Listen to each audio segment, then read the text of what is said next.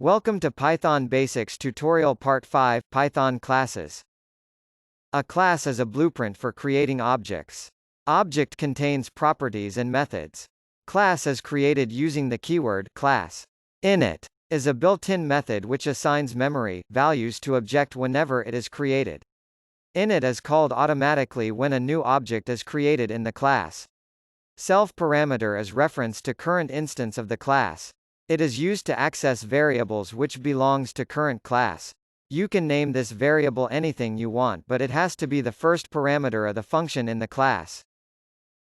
Dynamic modifications of a class at runtime is referred to as monkey patching. In the example code mentioned here, we can clearly see the print details of class student is dynamically modified to monkey print details during runtime. Empty class is a class which is empty.